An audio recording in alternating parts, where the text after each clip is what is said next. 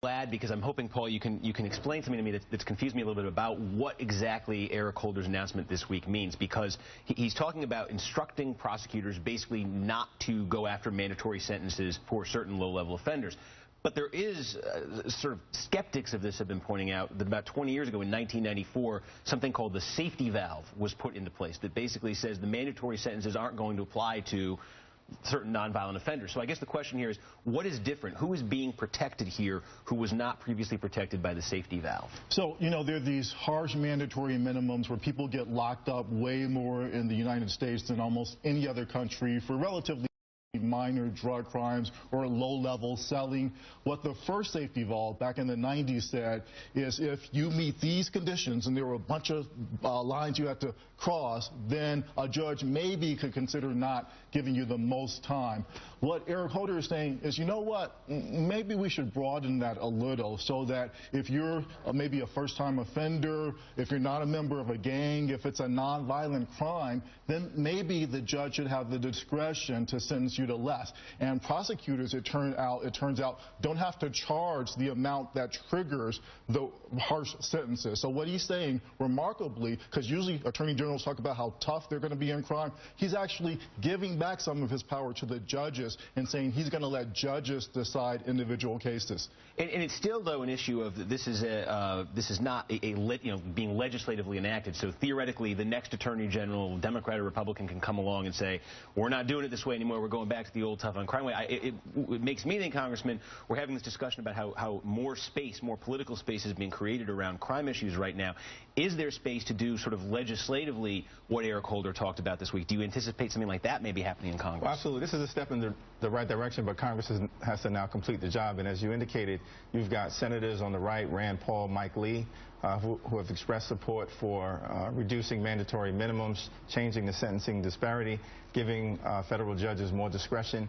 And as I mentioned, on the House Judiciary Committee, there's a bipartisan task force on overcriminalization, 5 Democrats, 5 Republicans, conservatives like Raul Labrador and Louis Gohmert, progressives like Steve Cohen, Jerry Nadler, Karen Bass. I'm privileged to be on that task force, charged with the responsibility of looking at the excessive laws that we have on the books, the explosion of the prison population. We'll also be looking at sentencing disparities and coming to a bipartisan consensus. This is what the American people have demanded, and whether it's because of the fiscal cost that has resulted as a result of the explosion of the prison population in terms of lost human capital, lost economic productivity.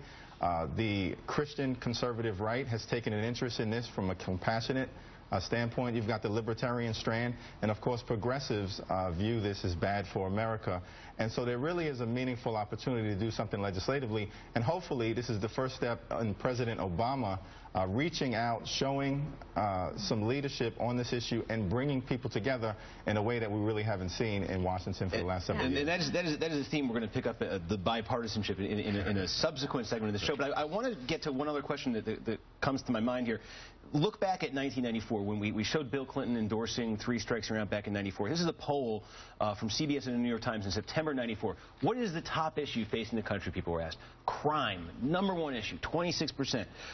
Same question was asked by Gallup maybe a week ago. What is the top issue facing the country? I mean, you can see it right there. Crime, violence, drugs. It's not even registering anymore. Yeah. So to me, that illustrates the political space that's been created, but it also raises the question, what happens if crime starts going back up again for whatever reason? Do we just start seeing the same political pressure we saw a generation ago, leading to the same types of sort of the same punitive reaction?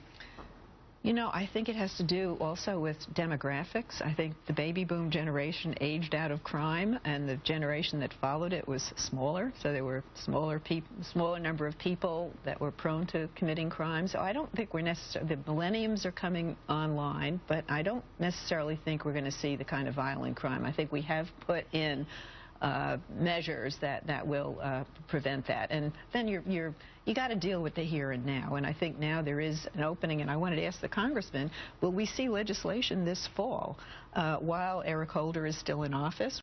While the president still has some clout before we get into election year madness, what is the timetable? Well, I do expect that we will see some legislation, if not this fall, perhaps some efforts before the end of the 113th Congress next year. Okay. I know Congressman Bobby Scott, Congressman Jim Sensenbrenner, who are leading the task force, do have the charge to eventually come up with legislative proposals that has bipartisan support.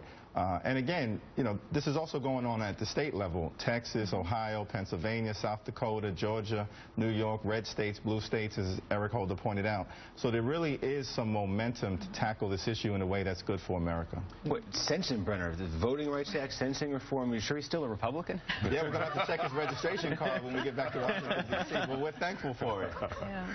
All right, well, I want to thank Congressman Hakeem Jeffries for joining us today, and Paul Butler as well. And